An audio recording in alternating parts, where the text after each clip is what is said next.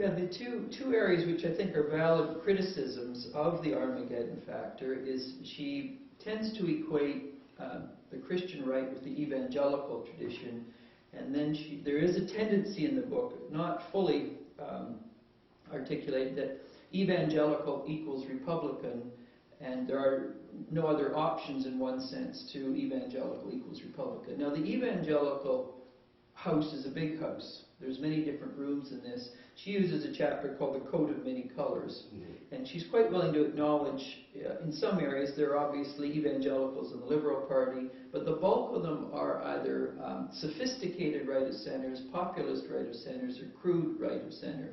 Now, she could have developed much, much more, I think, in the book, the nuanced and complex nature of the evangelical tradition within Canada and within the United States. Mm-hmm. The second area is she tends to, in some way, equate nationalism in Canada with this form of republicanism, where there is in Canada a form of nationalism, but it's a high Tory nationalism. And there's also in Canada a liberal form of nationalism and obviously an NDP form of nationalism. And so when you get these Christians on the right wanting to reclaim God's dominion, and one of the chapters is on God's dominion in this book, the question is whose interpretation of God's dominion? Mm-hmm. Now, many of the people she uses in this book to look at the return to God's dominion in Christian nationalism tend to have a fairly thin understanding, not much more than, say, a first-year university, if even that level, understanding of the history of Christian nationalism. So it's she could have explored further. Okay, nationalism, but whose version of God's dominion? Whose version of God, Christian nationalism?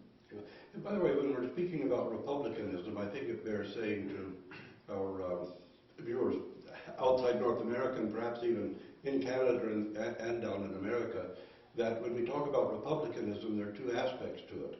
Republicanism is anti-monarchic, against the monarchy. We are a constitutional monarchy in Canada. We can't be a republican, can't have a republican movement. But the other thing is that when we speak about republicanism in North American context, we're usually speaking about, in Canada, we're speaking about an extremist right wing, whereas in other aspects, Americans might consider it just simply conservative. So there are different textures to what we mean when we say republicanism. Most Canadians are satisfied with the parliamentary system of government. So that's, I rather want to clarify that in a way. The other thing that might be a weakness in MacDonald's book is the fact that she tries to dissect some evangelical groups in Canada, and particularly here in British Columbia, by making certain accusations against them of unethical conduct and behavior, which a little bit more exploration on her part might have shown was not the case. That the particular religious groups I have in mind were sort of drawn in and were manipulated by unethical behavior from outside, while they themselves were the victims rather than the perpetrators of it. And I think that perhaps she might have studied some situations a little more in depth before she reached conclusions about them. Yeah. Well, many of the, to be fair to her, there's a couple of groups she does target for some of these particular issues. She doesn't go into an immense amount of depth or detail on those. She'll just mention them in passing. And I think perhaps your point is well taken. To what degree were they consciously aware they were entering into questionable ethic behavior, and to what degree were they naively the victims of others' bigger plans for them? Yeah. So you have to be careful. Sometimes I agree that some people who get caught in the spider's web of certain business transactions are not the ones who are calculators. They're the ones who want to do the best. They naively get drawn in to another person's agenda, and before they know it, they're snared in the sticky web, and then they're lumped together with the person. Yeah, I think that's been the case sometimes, and it seems that in a small way at least, some people may have been falsely accused in her book. Marilyn Robinson's absence of mind, her attempt really to demonstrate what we all know, that there's no essential conflict between science and religion. And yet the fundamentalists on the religious side and scientism on the other side have formed two types of fundamentalism which are clashing, and people aren't really able to sort their way through this.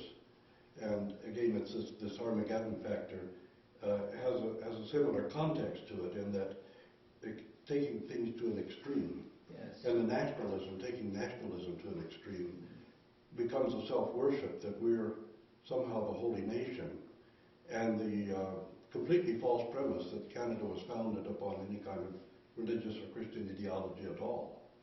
Canada just unfolded in a very evolutionary way, and the matters of survival of economic systems, or being able to continue with a proper parliamentary democracy and this sort of thing, were the issues in Canada. And there were no religious or philosophical ideologies beyond, say, the Red Tory tradition of the commonweal, the common good. And the common good was more important here than radical individualism. Whereas it seems to me that Republican fundamentalist Christianity both wants to advocate radical individualism and wants to abolish radical individualism by having a kind of government surveillance of all of human behavior and activities, in which the government controls and manipulates the behavior and activities of all the people in the country, to try to force it to be a holy nation in a completely artificial way, but by both promoting individualism by not having a healthcare system, and destroying individualism by having a government surveillance and punishment of behavior that they consider immoral. It seems mutually exclusive. And It is, yeah, and these are always bigger political questions of what's primary, the rights of the individual or the good of the nation, and how does any political system live in that trying tension, and who's responsible for what, the state or society, and bring about this. But to come back from your early point, chapter 6 in here, because I know you have a particular interest in the creation evolution issue, and chapter 6 here is in the beginning, where she looks at the sort of ideological clashes in the United States between the creationists, the homeschooling, the private schooling, the protection of your kids against what they see as the corrosive impact of public education, and then the impact or the interaction of that in the Canadian context of the creation, the evolution, and what is now the rise of intelligent design. And so this chapter looks at that, not only the ideology of the clashes, but also the institutions, the think tanks that are engaged in perpetuating that very discussion. And so chapter 6 in the book, I mean, each chapter takes it one key issue in the culture wars.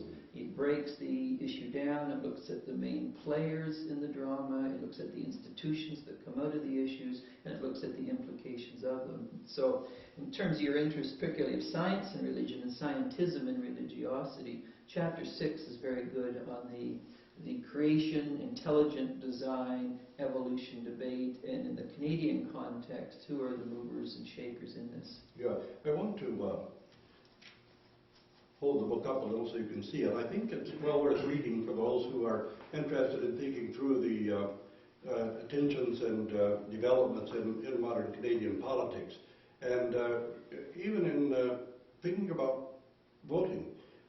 Very often we, like others, vote strictly party lines, and we don't think about really the issues at hand, or we think vaguely about issues.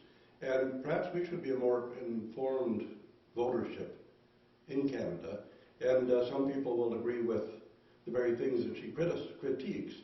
Others will agree with her critique. But one way or another, people should have a sense of what the issues really are at root in Canada. And think about reading the Armageddon Factor,